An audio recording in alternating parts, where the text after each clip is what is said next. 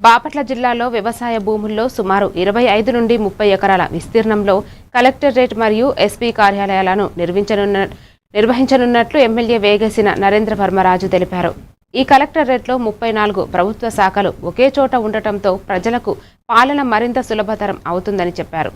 అమృతధార 2.0 పథకం ద్వారా కృష్ణా నది నీటిని బాపట్ల పట్టణానికి నేరుగా సరఫరా చేయడానికి ప్రణాళికలు సిద్ధం చేసినట్లు వెల్లడించారు. అలాగే నల్లమడ డ్రైనేజీ ఆధునీకరణకు 370 కోట్లతో ప్రతిపాదనలు సీఎంకి సమర్పించినట్లు తెలిపారు. మీ వంతు పాత్ర పోషించాలని ఎక్కడ ఇబ్బందులు ఎదురైనా మహిళలు కానీ చిన్నపిల్లలు కానీ గంజాయి కానీ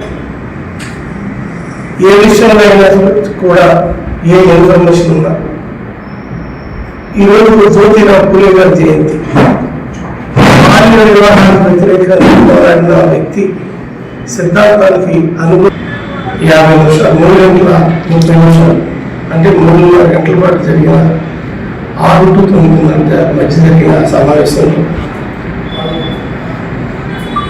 రాజకీయ పొలిటికల్ గవర్నెన్స్ అలాగే మన సూర్యుల అభివృద్ధి అట్లాగే మన రెండో చెరువు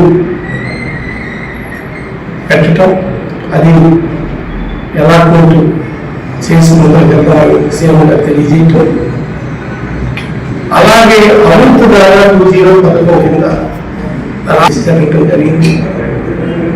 ఇలా